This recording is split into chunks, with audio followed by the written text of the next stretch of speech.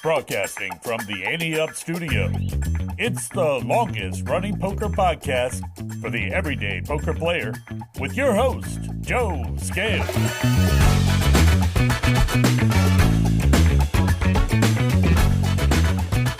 Hello, A-Team. It's Friday, April 7th, Easter weekend.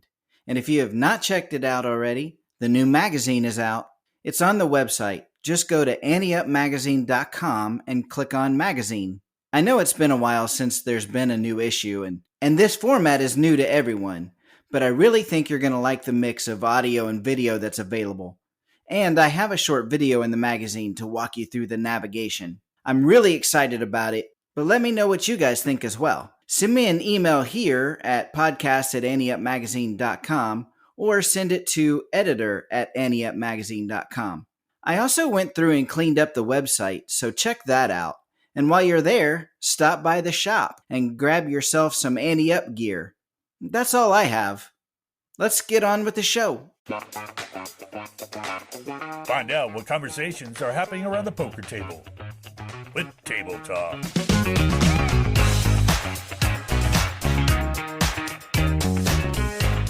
All right, we're back around the poker table again. This time, Mike couldn't join me, so I've got a special guest. My wife's here with me this week. Elle? Hey, A-Team. It's a pleasure to be with you this week. She has been in charge of all of the social media that we do. So she is going to be coming with me on the trip to Schenectady and when we make our trip down to Chicago for the Camp One Step. So I think that's most of what we wanted to talk about today, but let's jump in. Yeah. Are you excited? So excited. Really excited to take a trip north for us. We're located in Virginia and really excited to try some new food, see some new casinos, and also just take in the sights and the sounds of being out of town. I love to travel. She's excited to play blackjack. That's true. That is true. That's my game. Joe's game is poker. My game's blackjack. So, well, in light of where we were going, I looked up some fun facts about Schenectady. Oh, yeah? So there's a few here that I wanted to talk about. Okay, I'm excited. I've only ever met one person from Schenectady, so I'm curious. Two. Well, actually two, because I've met Elliot Schechter. So, and you haven't met him in person yet. But that's true. But the only other, bizarrely enough. He's actually from Florida. Yeah, but he lives in Schenectady. So he hails from Schenectady at the moment. However, original native Schenectady, believe it or not, oddly enough, his name was also Joe. It's a good name. I get it, clearly. So many people have it. Yes. It has to be good. So many. So many. Well, speaking of people from Schenectady, one of the things that I found was that apparently Schenectady is the place that if you are a fictional character, the people that created you wanted to make you from Schenectady. What? Grace from Will and Grace. Oh my God, no way. Yeah. Are you kidding? Yeah. Captain Archer from Star Trek and Dr. Octopus from Spider-Man. Bizarre. All from Schenectady, New York. Bizarre. What else? The General Electric originally started there. GE, you mean? Most people know it as GE, Joe. Are you really going to do this right now? Yes, GE. But that's why the tournament series that we're going to is called the Electric City tournament, poker tournament. So they originated. Yeah, they originated. Their headquarters was originally in Schenectady, New York. No longer, apparently. Way back when electricity was invented. Well, you know that Joe that I know, he did work for GE. So there you go. Maybe that's what it was. Well, the G plant, the zip code for the plant is 12345. Get out. I'm going to use that. That's a good trivia point to know. Which city in the United States zip code is 12345? I don't know that it's the city as much as just that plant. Oh, the plant has its own zip code? That's the way it's read when I looked it up. I didn't do any further research. This is interesting and brings up a question because they have the city's flower is a tulip. Does every city have a flower? States have flowers. I did not know cities have flowers. I mean, the state of Virgia's flower is the dogwood. I do know that. Yeah, I didn't know that cities had flowers. Maybe there's a lot of folks from the Netherlands. That's their national flower there. It is actually because You it know? is their Dutch roots. Very good. Hey, all that travel and teaching geography in my past paid off. Yes. Great connection there. The first commercial TV station was in Schenectady, New York, and it was in like 1940 or something like that. Wow. And this is my favorite. They have their own, the city has their own official song.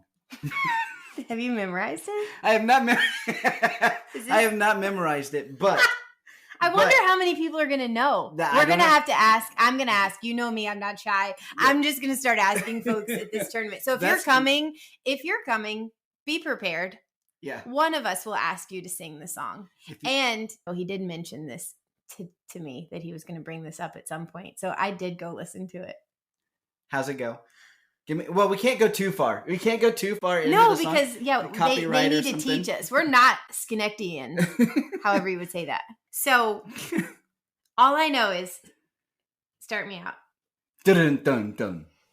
It's in our DNA. It's what we are today. Very Reading Rainbow like. So I would love to meet someone next weekend that could sing us the song. Or we can maybe get a choir of folks. How hilarious would that be? I want to bring a shirt, and I want to bring an Ante Up shirt, see if I can get one in time. Okay. And if someone comes up to me and sings it, I'll give it to them. Okay, we're going to make it a good one then. We're getting an Ante Up hoodie. Whoever, game on. Game on. Whoever can come up and sing to us at least the first verse. If you can sing the first verse up to the chorus of the Schenectady song, you win. You win an Ante Up hoodie. And I'll make sure it's a really good one, a really soft one. Not those gross Gideon ones. Okay. You've all heard it. A-Team, if you can come up to Joe or I and sing the first verse of the song from Schenectady, you will be the winner and sole owner of the very first Ante Up soft hoodie. Done. All right. Gosh, I can't wait. So then, in the middle of the Electric City, we take a break from there and we get on a plane, fly to Chicago. Super excited about that. Because that's when Camp One Step, their charity tournament, is. We're going to be there for that. Very excited to support such an incredible organization and mission for children and their families. Yeah, it's such a great cause, first of all, but just the way that they go about bringing the joy to these kids is incredible. I can't wait for that either. You told me, actually, they have a podcast. They do. So I've been just looking into more about Camp One Step's mission and all that they do year round for children who have been diagnosed with cancer, their siblings, their families. Unfortunately, Joe and I both have experienced what we call the C word. I mean, I think just about every listener we have probably has been touched by it in some way. I'm sure all of you know a friend, a family member, a coworker, someone who has been diagnosed with and experienced cancer during their lifetime. And for me, I can only speak for myself, but you hear a family member has been diagnosed with cancer and your body and your brain and your heart almost just stop. So the fact that Camp One Step has been around for over 40 years, helping families navigate that moment that their life really does change. Yeah. And kids deserve to be kids. Well, yeah, and that's what I was just getting ready to say is you're right. Your world just kind of stops. But the thing that Camp One Step does is allows these kids to be kids and go and enjoy their life and enjoy their time. Right. And even if it's just for 3 days over a weekend or a full week. Yeah. We all know the benefits and the importance of stepping away from our reality. Right. So overwhelmed by just their general statistic that over 19,000 campers have attended in the last 40 plus years that they've been around. Also just very impressed with the number of opportunities and ways that you can get involved. So if you are not someone who is currently diagnosed with cancer, you can still give back. And lots of ways to do that as far as volunteering during the actual camps. You can join Team One Step and walk or run to raise funds for them. Oh, that's fun. Lots and lots of events. They have a gala. Of course, we're attending the poker championship tournament there. And then they also have that golf classic that's coming up June 12th in, help me. Wauwatosa, Wisconsin. And so just side note on that. Jeff, after the tournament's over, Jeff and I have talked about he's going to come back on. We're going to kind of recap the tournament, but then we'll talk a little bit about that golf tournament as well that's coming up. What'd you say? June 12th, right? Yeah, it's a Monday. So more to come on that. But I did also just want to highlight the fact that Colleen McGrath is the host of No One Understands, and that's Camp One Step's podcast. So check it out. There's several episodes, one recently released in January, just that helps those in need at the time that they hear you've just been diagnosed with cancer. Yeah, that's awesome. So I think you have some... Since we're gonna, I gave the fun facts about Schenectady, got to give the fun facts about Chicago as well. Okay. So you will find this one really interesting because Ella's a artist, and so you'll get a kick out of this one. Spray paint was invented in Chicago. Thank you, Chicago. Oh my word. Really? Yeah. So graffiti artists, our DIY artists. Yeah, they all owe a debt of gratitude to Chicago. That is going on my thankful list today. I am thankful for Chicago, for sure. On the other end of the spectrum, the Twinkie was also invented. Really?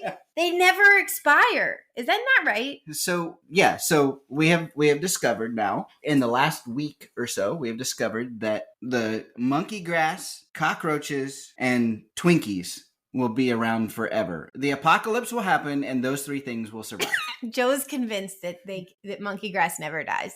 The monkey grass is the bane of my existence. Let me ask you a question. Yeah. If you were to pull up to a home game and there's monkey grass in the front yard. No, I just turn around. And leave. Are you kidding? It could be the juiciest game in the world. Money flowing everywhere. No, I'm not playing. Hatred. This is something we did not share in our Man Behind the Mic series. Joe hates monkey grass. So if anyone out there listening has an alternative that looks similar but just isn't the same, I would love to know. No, we don't. Why do you even want anything that looks like it? It takes up a great amount of space in a short amount of time. Garbage space. It's all garbage space. Okay, what's your next fact? Move on.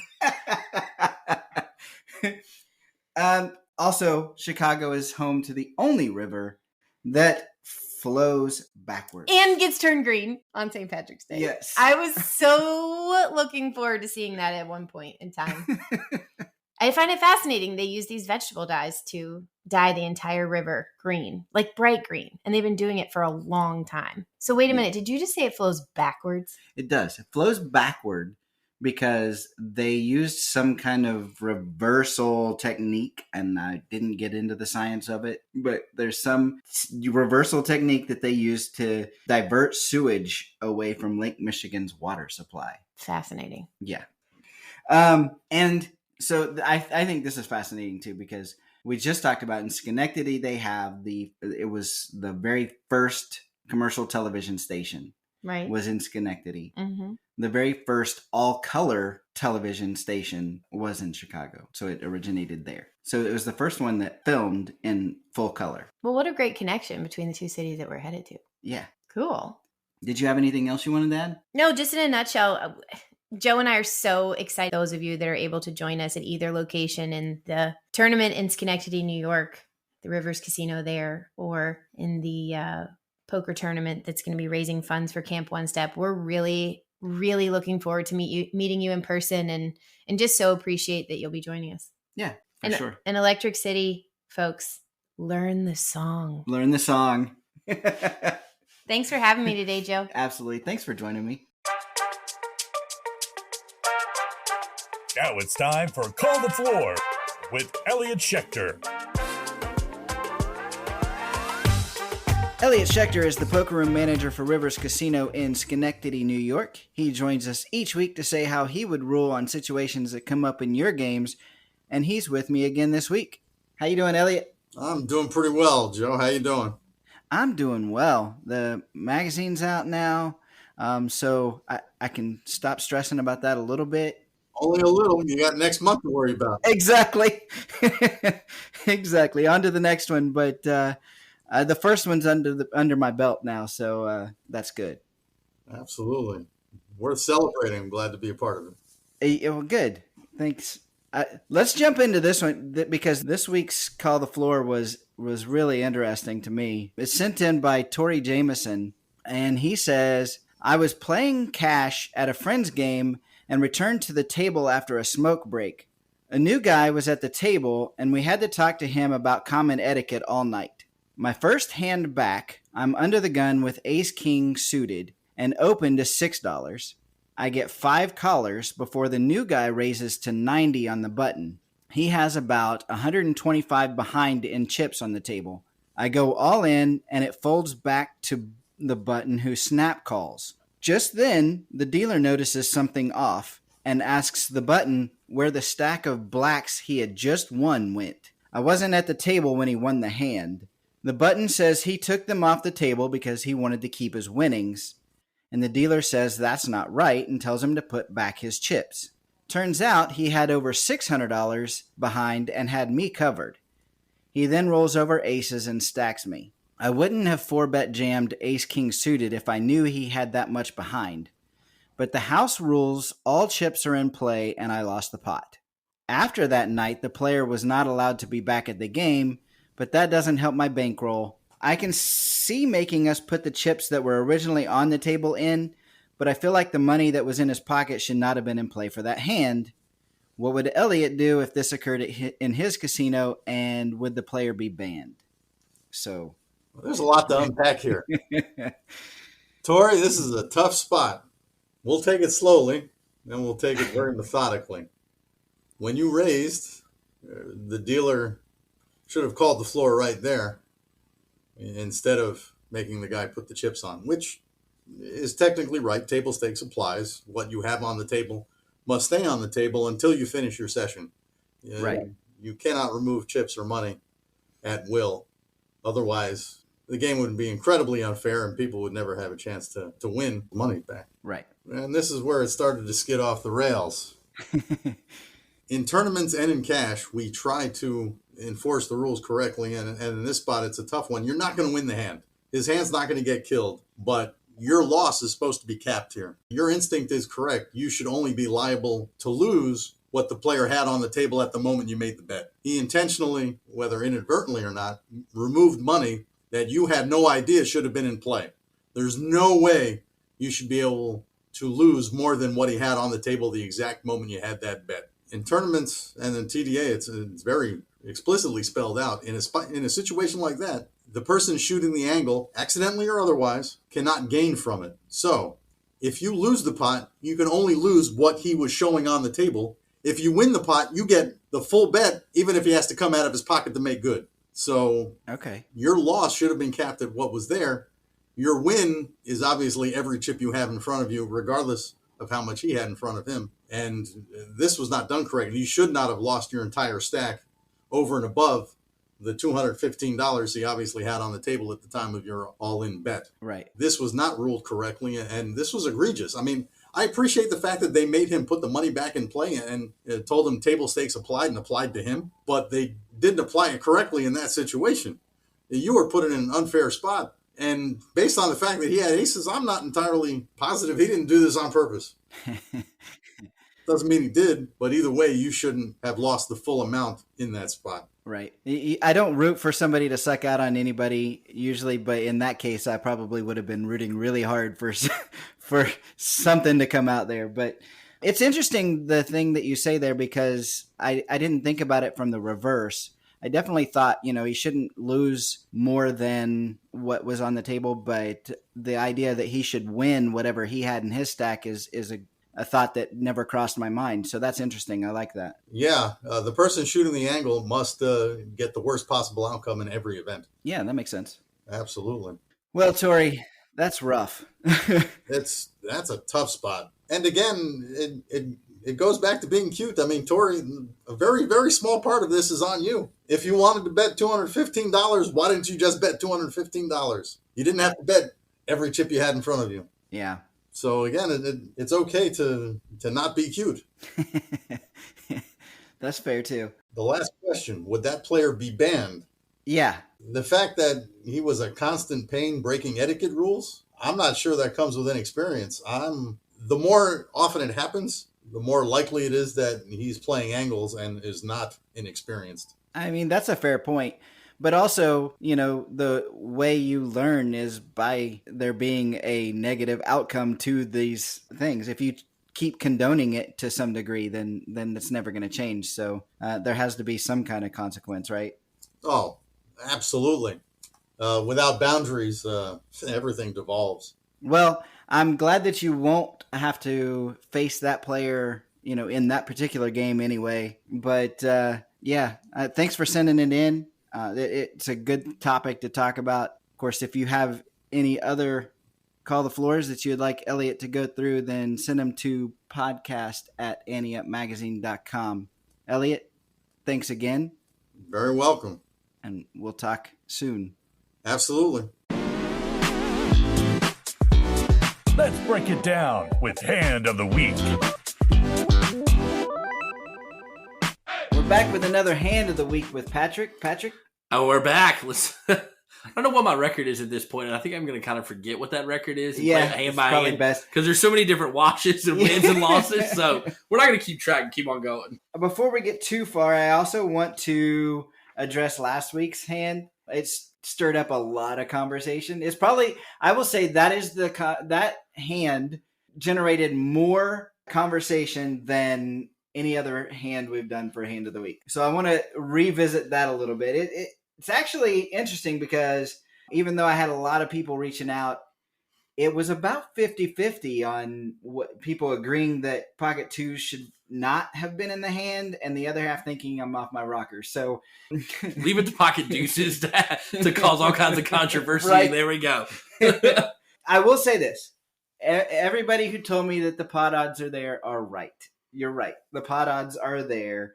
But I still stand by my thought that in the long run, calling a three bet or 4-bet, I don't even remember which one it was, but whatever it was, that's not profitable in the long run, in my opinion. That said, the thing we all agreed on, everybody who is sending in has agreed that once you make your set, you got to push that action hard, which Joe did not push the action. And by that, I mean Joe that sent in the Hand of the Week, I'm not talking about myself in third person. Yeah, and I got to tell you, I fell into that same, I guess, issue, sandpit, quicksand, whatever you want to call it, with the other Joe, because once I was in, then all of a sudden I got my scared feet. I think that was the thing, at least on the novice side, I was like, that was something to learn, because once you're in, then you got to go. I mean, that's, if you made the decision to go, then just stick by it and go. At that point, we started backpedaling into that one. I mean, I think if, short memories, but I mean, I got out of it and still lost a decent amount, but the other Joe ended up seeing it through and got real lucky towards the end. Yeah, so, you know what? He ended up cashing on that hand, which is great, but, lesson learned across the board. Hey, Absolutely. You probably shouldn't go in with the pocket twos in that situation, but once you did, go hard. Yeah, exactly. Anyway, I love the feedback. I love that everyone has had fun thinking about the hands and wanting to discuss them further. So keep sending in the hands of the week and keep sending in the thoughts about the hands afterward too. It's been great. This week, we have a hand sent in by Chaz Braxton. Chaz says, I'm a fairly new player and found the podcast recently. Nice. Very Welcome. nice. Yeah. Welcome. I've really enjoyed it. Keep up the good work. I appreciate that. All right. This is a hand I recently played live at 1-2 MGM Springfield. I've been playing live cash for a couple of months and have slowly been getting better. I have $700 in my stack. Middle position is short stacked and small blind has around 400. Okay. Middle position player opens to $15, which he says is relatively common at this table. Open sizes range from $7 to $20. Okay. It folds to me in the cutoff with the Ace of Hearts, Queen of Spades. What do you do with that, Patrick? What did he bet? He opened to 15. Okay. And we're playing 1-2, right? Yep. Well, with ace queen, I'm calling that. I want to see where it goes from there. If I go over, at least my thought process, if I go over the top, then, maybe I'd scare him away. But yeah, I like that. I would call. Okay. And Chaz also calls, and the small blind calls to close out the action. The flop comes ace of clubs, 2 of clubs, ace of diamonds. Small blind checks. Middle position checks. What do you do here with trips? See, here's where, and this is going to be a lesson learned, because with this, the last bet was, 15? Yeah. So. And everybody checked on after that. So yeah. There you go. So, and we're playing 1-2. I mean, my thought process is I'm going at least that, if not a little bit bigger. But the lesson that's going to be learned, and we can Monday morning quarterback this afterwards. But I don't want to scare anyone away because obviously you want to play. I'm probably going to go with a 30 bet. Okay. So let's say there's three people in the hand, Yep. right? And the bet was 15, so you've got 45 in the pot. So Yeah. 30 is a pretty decent amount. And what did we learn last week about do you have trips or do you have a set? All right. So at this point, I have trips. There you go. Yes. There we go. All right. I'm learning. Anyway. What did he end up betting? What did Chaz end up betting? They ended up checking.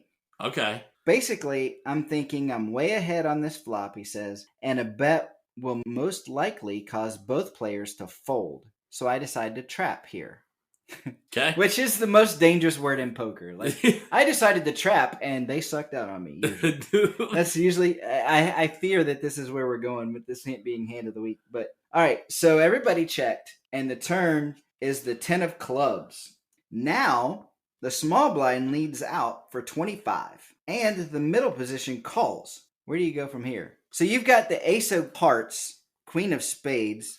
Now we've got the ace of diamonds, 2 of clubs, ace of clubs, 10 of clubs. So you've got 3 clubs out on the board. Yeah, I mean, it definitely opens your eyes. I mean, obviously the flush is there. What's the bet? 25? 25, yep. Okay, so going back, if I'm playing that hand and we checked, then 25 coming out is within range of what I was wanting. I'm probably going to raise that. So I'm probably raising that to 50. Okay. All right. So what's your thought process in that? My thought process is I still have the best hand and maybe there's still a flush out there, obviously, if someone's, got the pocket clubs, but I still think I have the best hand, and I'm going to find out pretty quickly where that comes with this bet. That's my thought process. So, and I haven't looked, but okay. If they were to come over the top of that, I'm probably going away. Okay. Yep. All right. The reason I ask that is because one of the things that you need to make sure you're doing is to have a thought process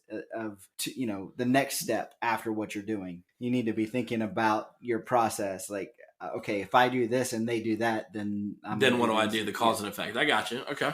Chaz says, I puts the small blind on ace X hands, as I think he's betting most of his flush draws on the flop with this texture. I put middle position on a pocket pair with a club, but I don't get the sense he's super strong. So I raise to 150. Okay. I'm at the top of my range and want to see if either 2 opponents have anything. So the small blind calls his 150 and the middle position folds. So now your head's up, right? The river is the 8 of diamonds. After thinking for a bit, the small blind jams all in for around 250 remaining. If I'm playing this hand and I played it up like Chaz up until this point, I'm probably going away at this point because I think he's got his flush. I don't put him on ace something else, at least my thought process. I'm putting him on that. Obviously, yes, there's still a bluff out there. Maybe he only had 1 club and was waiting for 1 more, but that would be a silly reason to still be in this hand. So I'm putting him on the flush. He's got it. He's got me, and I walk away. That's my thought process. Okay. I'm going back to look to see how much is in the pot because it was 45 and then 150. So there's 300, like 345 in the pot. That sounds right. Yeah.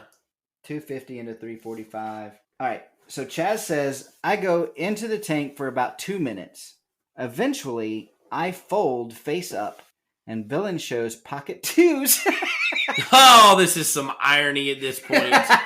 I swear I did not even see this before. Wow. Sorry, I fold face up and villain shows pocket twos for the flopped full house. I may never play another pocket two after this, after these last 2 weeks. All right, go on. What did Jazz have to say? Oh, well, here's the thing. They both won. Yeah, they Both did. games. Absolutely. Maybe we play every pocket two going forward. What would you guys do in this hand or scenario? So, yeah, that's tough. All right, so from the novice point of view, I think you played it right on getting out there. I mean, don't get me wrong, I didn't make anybody on the pocket twos. I mean, that's a tough thought process to go into. But, at that point, I mean, looking back at how he did it, I think let's just play this out. If he would have bet after the flop, so would have, your heads up guy. He'd have bet with you. And then you're probably thinking a little bit, at least then if he bets with you, he's probably not already, he wouldn't be waiting on the flush at that point. I think he's probably got something. And that might have made your thought process a little bit different. Sorry, it took a little bit to get out. But if you bet after the flop and he bet after the flop and called you or put, even whatever at the top, then at least you're making him on something different than waiting for the flush. And then he gets the flush and then it changes everything. But, in this case, he had you from the start. Yeah, absolutely. And he can't be scared of the flush because he flopped the house. Yeah. So he's hoping you have a flush. Absolutely. He's hoping you're holding king, queen of clubs at that point. So I guess my thought would be pre-flop. You got a 3-bet there, which you did, right? I would have, yeah.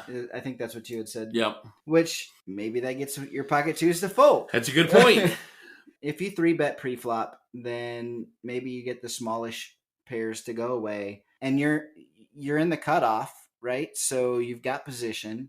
So I think that's the best place to be able to 3-bet. I wouldn't check the flop either. People are calling most pocket pairs flush draws, worse trips, because you've got ace queen, so it's not like you've got a smallish kicker or anything like that. You're in good shape, so definitely would have put a bet in there too. So on the turn, if you're raising for value from club draws and worse ace x hands, then you can still make it 75, something like that. This should price out pocket pairs. You're still not spewing a lot of chips. Maybe they come over the top and you start to look at the hand a little bit different. So you get some information that way. As played, I think the river's a good fold. I've seen people overvalue trips, though, so it's probably player dependent. I will say, if you're folding, though, don't fold face up. You don't want to give them that kind of information. You don't want them to know that you can make hero folds or anything like that. Sometimes there are times when I'll show my cards, but hero folds are probably not the ones you want to be showing. Here's a question for you specifically, Joe's. So, when we're playing our neighborhood game, and most of the time it's your friends, you see them on a weekly basis, monthly basis, whatever. A lot of times I'll see that happen. You throw the hero fold down, or I'll do it to bait some of my guys in because a lot of people will have egos, especially some of your better players at your home game or whatever. And I can, if, Bryce or Brandon are listening on my end, I'm calling you out right now because they love to say, hey, well, this is what I had. It's an ego thing on that side. My question is, what's your thought process on Chad's throwing that down to show? Did it bait him into having to show his? Because at that point, if you fold, he doesn't have to, the villain doesn't have to show. Right. So does that bait him into showing and then you get more information? Yeah, no, I get what you're saying. I don't know. There are points when that is the case. I just, like I said, when you're making a hero fold. Yeah. A neighborhood game where you guys know each other anyway, it's a little bit different because you all know. You know who can make the hero folds and who can't. Yeah. But in a casino setting, then I don't want to show that I can make those folds because then that changes their mindset, right? Yeah, towards you. What you might gain getting him to show what he had is going to be, as the same, or you're not going to get as much. He might get way more out of it by seeing that you're able to make that fold. Yeah. Gotcha. Yeah. I'm following. And there's a lot of hands where I'm going to turn my hand up to see if they will turn theirs up or get some kind of information, some kind of reads, or just to put them on tilt, whatever. Yeah, whatever it takes, yeah. But those aren't usually the hands that I'll do that with. Okay. I will say this, though, about Chaz. He said, how long did he say? He's been playing for a couple of months? Yeah. Yeah, been playing for a couple of months. I mean, that's pretty impressive. after a couple of months to be able to make a fold like that, because it's pretty typical behavior for a newish player to overvalue trips or a set or whatever. So yeah, I think that speaks highly of you, Chaz, to be able to do that. So good job. But it still sucks that you have to fold, but it was a good fold. It was indeed. Well, if you have a hand of the week that you would like us to break down, send it to podcast@anteupmagazine.com. All right. We'll see you next time, guys. Thanks, Patrick. The question is, how you running? Todd Lemansky is our ambassador in LA. He's joining me today. Now, I will say, we always start with this, how you running? And I'm going to tell you, I'm excited about this because I kind of already know a little bit of how you're running, but we were supposed to record a little bit earlier, but you were a little tied up. So how you running? Well, I got to say, for the most part, I'm running great. Yeah, like you mentioned, we were actually supposed to record this a couple of days ago, and I ended up playing this horse tournament, making a deep run. So they put a couple of days delay. Yeah, I made it to the final table, day 3, and got 6th place. Busted at the beginning of day 3, unfortunately. So in that regard, I didn't run quite as well as I'd hoped because I just hit a couple of stud hands that just wiped me out. Yeah. Like pretty early on in day 3, but as far as getting there, you have to run well to make it to the final 6 in any tournament. So that's absolutely. And then you had a tournament that you played before that too, where you were running pretty good too, right? All the way up until the very end. So so basically, this tournament that we had was the mix. They called it the Mixed Game Championship. It had $150,000 guaranteed prize pool, and the last flight of day 1, we had a $60,000 overlay. So okay, yeah, so you had to get in. So 60,000 of the 150 guaranteed was an overlay currently. And we were slow the night before, so I was able to get off work early, and I decided I was going to hop in the satellite. It was a $420 satellite, and we only got 12 players, so we only gave away 1 seat. I started out, I won a hand early with a pair of pocket jacks, and then when we got to 12 people, we had to bust up our table into 2. After we split into 2 tables, and the table I got put on was actually like a harder table than what we were to start with. And I nursed a short stack for like probably half the tournament, just kept picking my spots. Got to the final table, quote unquote, final table for the satellite. Yeah. I think I was the short stack at the final table. By the time we got to 5 or 6 handed, I was the chip leader. Then we got down to heads up, and I had just over half the chips in play. And I was like in the zone with this kid. I was like, sometimes I had weird 2 pairs. I was limping some hands. I was raising some hands. I was shoving some hands.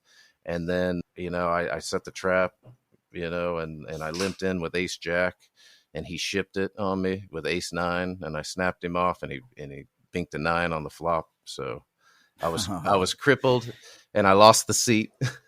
Even though I didn't get the seat, I went home that night. And I went to bed and I was beaming because I had played so well, despite getting so unlucky at the end.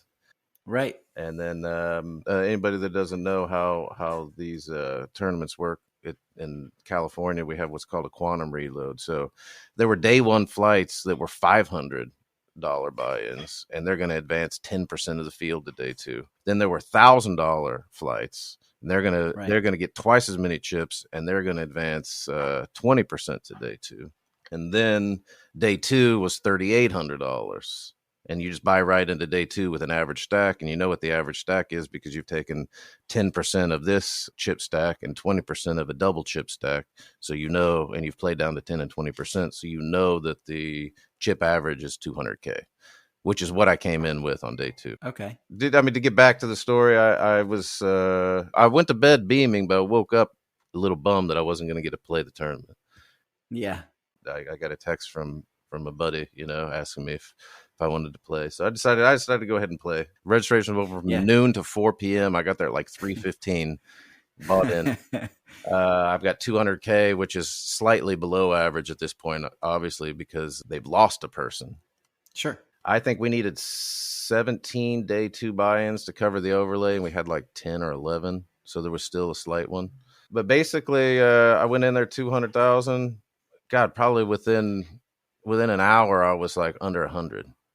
So I was like, all right, I just got to do what I did in the satellite last night, which is just keep aware of where I'm at stack wise and where I'm at in average, find my spots. I got to know which hands I got to go with, be disciplined to fold. I can't play too many speculative hands. And I scooped a big pot. I got in a little while later. I just went on a run and Raz and got some more chips. And then I was at my high point of the day. And before I know it, we're on the bubble and I'm back to being short stacked again. There's 2 other short stacks, but I was determined, I'm not going to just fold my way into the money here. Bubble broke and then somebody else went out and then I won a pot and then we're at the final table. And then it turns out that the kid that won the satellite seat from me, we're both at the final table now. Nice. Yeah. And then now he's the short stack and he's on the button and he pushes. Yeah, we're in limit hold'em now, I think. We were in limit hold'em this time. Not no limit hold'em, but we're in limit hold'em. Okay. And he pushes and I think I have ace 10 and he raises, I 3-bet him. We basically get it in because at that point he's got less than a cap. Sure. I got ace 10 and he has ace 8. And I looked at him. He did it again. We're like, hey, I was like, this looks familiar. It's like deja vu, right? This time my hand held up and I eliminated. Okay, good. I eliminated him in 8th place, and then we got down to 6th. Finished for the night, bagged up, and I came back and I was out in the first level of day 3. I'm still thinking about the hand. I went into day 3. After busting that kid and winning some pot at the very end of the night, all of a sudden I had the high point of the day with like 835,000, which was back to an average stack and 10 big bets. I was 5th in chips out of 6, but coming back to day 3, I was like, I got an average stack finally again. Right. 10 big bets and I'm good to go. And I lost half of them. I think it might have been the last stud 8 hand that we played, but I lost basically half my stack in stud 8.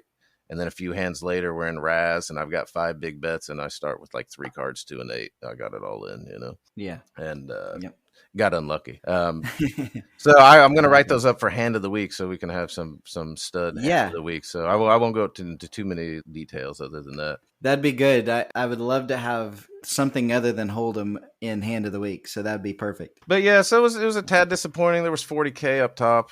I cashed for 76.60. So, I made money, which was nice. Yeah. But, I mean, even though it was disappointing that I finished in 6 because I had my eye on first like we always do. But, more than anything, it was a really, really tough field. So I was just really, really happy with myself. And we had like bracelet winners, like ring winners.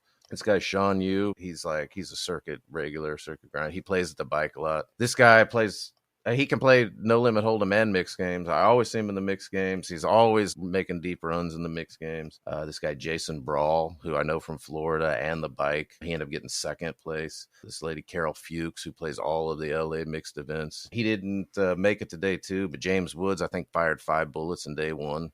Oh my gosh. Although, if you do the math on that, he should have just bought right into day 2. He'd have been better off. This other guy, Jim Colopy, I think is how you say his last name, but he's got a couple of rings. He's got 4.9 million in lifetime tournament earnings. Mr. Big Queso, 92 WSOP cashes for 1.4 million. And then that'll do. And then the guy that knocked me out is a kid named Daniel Strelitz, who won the Mega Millions a couple of years ago at the bike. His like pictures on the wall hanging. He's got 2 bracelets, $5.1 million in lifetime earnings, and 62 WSOP cashes for $2.1 million. So that's a tough field to weed your way through. Yeah. So I mean, that was the field I got through. So I felt was an accomplishment in and of itself. Absolutely. So you played the satellite. You played, the actual event. Did you play any others down there, or were those the only ones you really had to? Because you had to work too. So. I had to work too. Yeah. The funny thing is, I actually. Because we had a running like pretty much concurrently, it was like the $750,000 guarantee. So they were on day 3 when we were on day 2. So so they had a mega satellite for their day 2 on Sunday. I couldn't play. We were so busy on Sunday that I actually couldn't get off work in time before registration closed. And that day we had 50 people in the satellite. So they gave away 5 seats. And then the next day, the satellite for the horse event, day 2, only had 12 entries. I was like, man, even if we had like 18, you and I don't get the seat, like at least I'm, 4/5 of the way there or something, you know what I mean? If we got like Right. 18 entries, I'm only like a couple hundred short, Yeah. But I think I cashed for 760 in the satellite. So, well, what other events were going on, and how did those turn out? all right. Well, the last time I talked to you, we were just starting this Winning of the Green series. It started on 28th of February.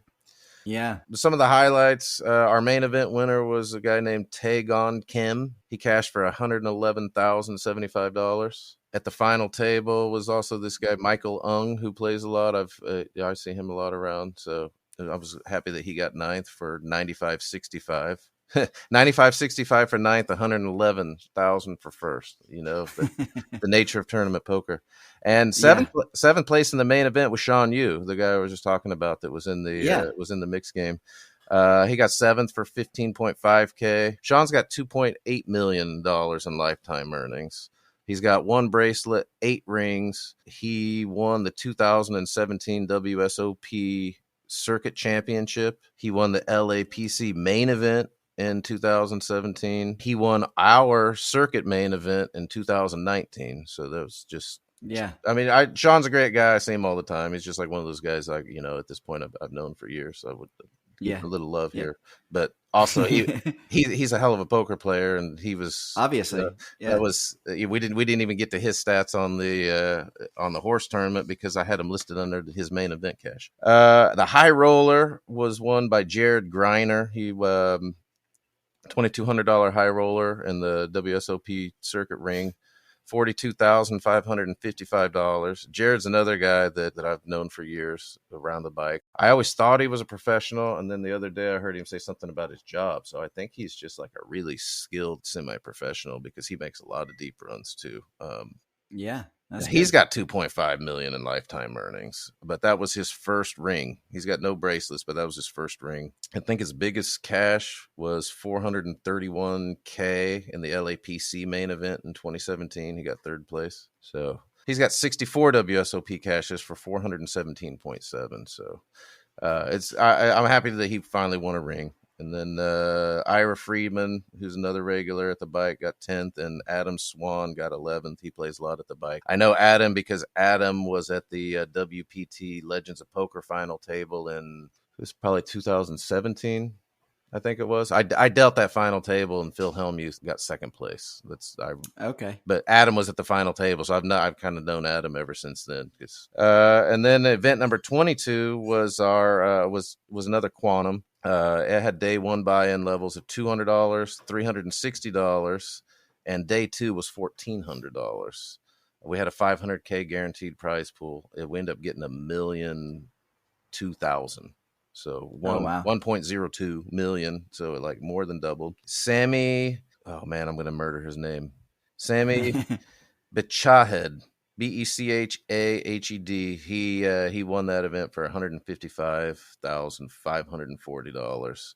He actually also won the main event in Choctaw, it turns out, like last November for $274.9K. Okay. So, and it's interesting, the player fields that, you're talking about having there. It kind of goes with what we've been talking about the last few weeks on the podcast, is they just keep hitting huge numbers. The state of poker is looking really good as far as number of people that are getting into these tournaments. So it's good. I'm loving it. Absolutely. And then just because I always like to I always like to give love to the ladies. And I was really happy that we had a ladies event here. It was the first one we'd had in a minute. But we did have a ladies event too, and it was for a circuit ring. They got 152 entries, which was really good considering the fact that when we had our ladies event, a few days prior, a card player's cruise had left the port of LA with 300 like Lips ladies on it. I don't know if you know what Lips is, the Ladies International Poker Series, run by a lady named Lupe. She had her and 300 of her players were on this cruise that had left out of the port of LA a few days before, including one of the lead floorman's wife who works at the bike, who totally would have played. And we still got 152 entries. Yeah. So, if that doesn't conflict with that cruise, I think we're probably going to get like 50 or 60 of those ladies that live local, because obviously some of them flew in for the cruise. But a lady named Stephanie Taylor, she won the ladies event for $79.45, and one of our dealers got third place in it too. So, that's awesome. So that was cool too. And yeah, Mega Millions 24 starts today. It's also a quantum with buy-in levels of 275, 560, and you can buy right into day 2 for 3,600. Obviously, $1.5 million guaranteed prize pool. We'll be looking to take that at over $2 million by the time it's all said and done, because these these guarantees are always on the conservative side. Absolutely, yeah. Yeah. And day 2 is on April 17th, and day 3 is on April 18th, which is basically the end of our series. So even though we've got like a survivor, like a get even survivor, and like some other deep stack that'll happen on the 18th or the 17th, we got a couple little tournaments here. This is basically our grand finale of the Winning O Green Poker Series, which also featured the WSOP circuit, and we gave away 12 rings right too. So that's the awesome highlights from the Winning of the Greens. Next up is our summer series, which will run from June 1st to July 15th, and then followed by the return of our annual Legends of Poker, which is a WPT event, and that'll run from August 1st to August 31st. Great. So we'll be talking, obviously, before that comes up. Yeah, we'll probably want to check in, around April 18th, the week of April 18th, and we'll let you know who won, let everyone know who won the Mega Millions and what the prize pool ends up being. And yeah, we can do a quick check-in with those. But anything else that you want the Ante Up Nation to know? No, I'll just touch on this really quick. That, like I said, we were talking about the state of poker. I got this number in front of me here for event 22, which was our 500K guarantee. We doubled. We had 1,256 day 1 buy-ins at the $200 level, and then we had 1,523 entries at the 360 level, and then we had 286 day 2 buy-ins, $1,400. So that's definitely, our numbers were alive and well. Just to recap where we were at on that one. That's impressive.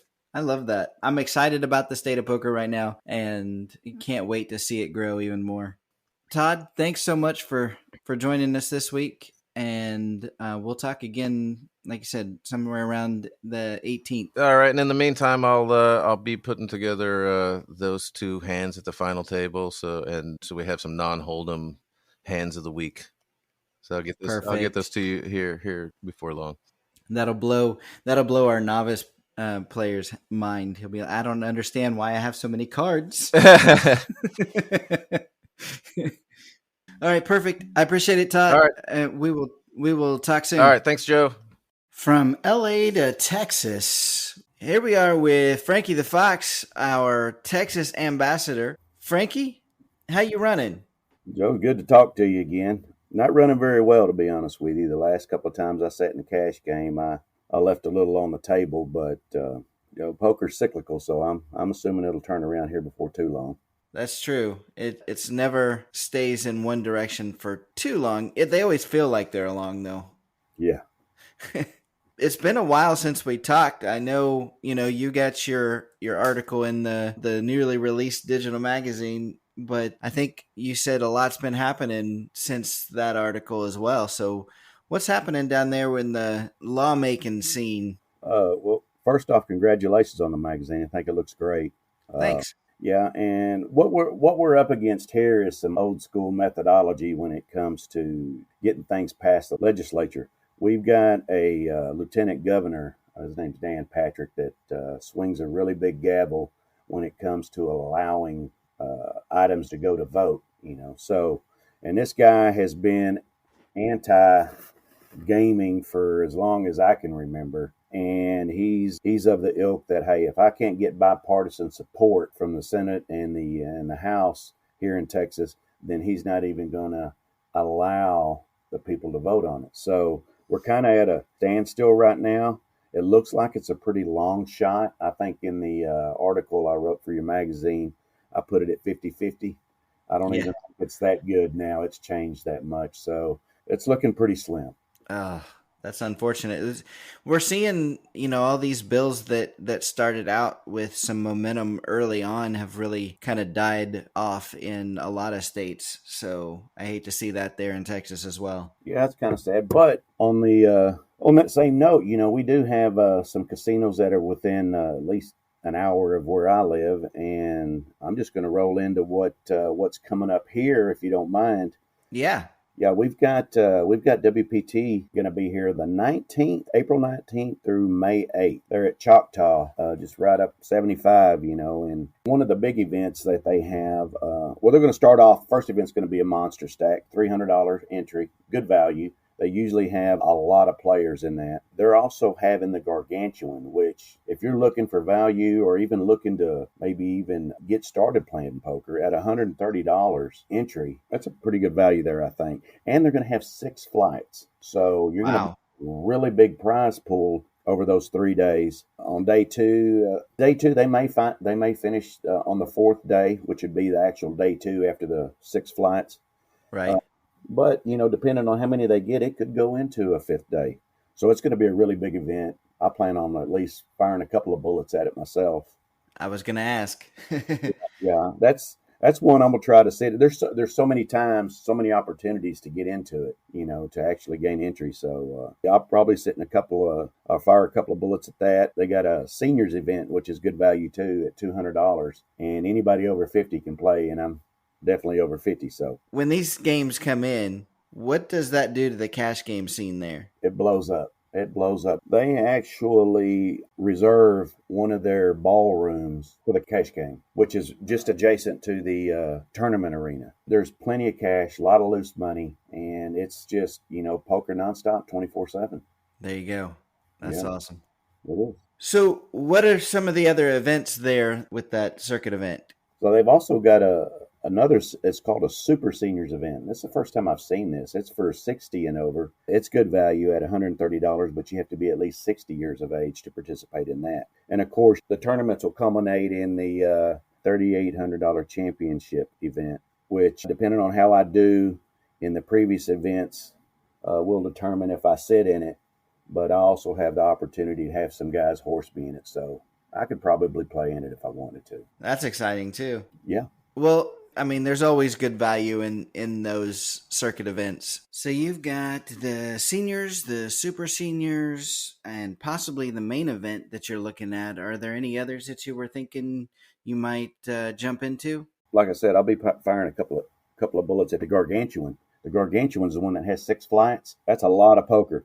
And, of course, there's satellites where you can satellite into the main event. I've done that before, where I've turned, $55 satellite got me a seat in a super satellite, which got me a seat in the main event, and ended up cashing 120. So, that was ultimate ROI. Yeah. Yeah, so the championship event, like I said, if I cash anything in any of the previous events, I'll probably sit in the championship event. Nice. Yeah. All right, so we got the lawmakers news out there. We've got Choctaw.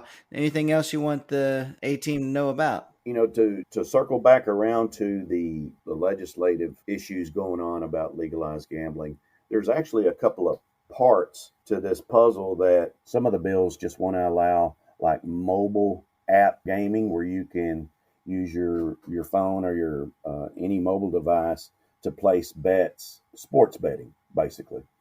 Right. And there's a line of thinking that this will allow, if that opens that Pandora's box, it'll just flood with other opportunities for gambling. So some of these legislators are getting pretty keen on how to kind of slide in and open that door. And of course, then the destination casinos should follow soon after. So if they can get that one aspect of gambling in, I think it will help the effort overall, to be honest with you. Yeah, there have been a lot of different areas that have taken that route, trying to get the sports betting in first to kind of, like you said, open that door. So that's a good point. That's the effort that's going on here, and we should know something here before too long, whether they're going to decide to allow us to vote on it or not. So, sounds good. All right, Frankie. I appreciate you being on here this morning. We got up a little early to start this one, and we'll talk again in a few weeks. Sounds great, Joe. Once again, congratulations on the magazine, and let me know, and we'll talk again. All right, that sounds good. Thank you. Thanks, Frankie. It's time for Joe's 1 Outer. In light of this week's Call the Floor, I wanted to dive a little deeper into poker etiquette. Basically, it's an unwritten set of guidelines to follow that helps promote a healthy atmosphere for the game. Overall, poker etiquette includes a pretty vast array of do's and don'ts, but I want to touch on a few that I find to be crucial to the game. The first one is to act quickly. Look, I understand if you need to take some time to think things through on later streets or when the pot starts to get big, but don't hold the game up unnecessarily by Hollywooding before an easy fold. Also, I don't care how much money you have on the game that's on the TV, pay attention to what's happening at the poker table when you're in a hand. Show respect. Look, poker is still a social game. Berating others at the table will do a couple of things. First of all, it's never a good look for you. Ever. But also, it tends to break games, and it's hard to play poker alone. And if it's the dealer that you've decided to turn your tirade toward, then you're really shooting the game in the foot. Dealers work hard, and much like a ref in sports, the only time they get any attention is on the very rare occasion that they make a mistake. Without the dealer, though, we are all left with long wait lists and not much action. Always be clear with your betting intentions.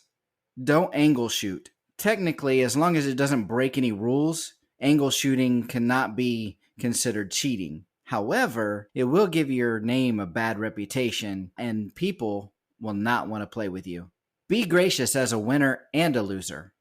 Don't complain at the table, and don't overly celebrate. Your good fortune is someone else's misfortune. Tip the dealers. I mean, there's not much more to say about this one. Just do it. At the end of the day, we're all in this game together, and we want to see it grow.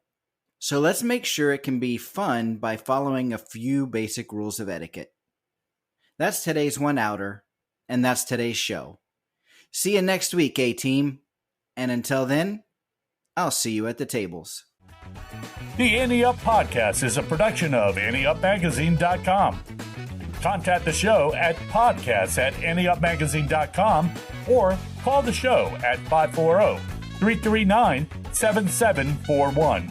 If you'd like to advertise, send an email to editor@anteupmagazine.com.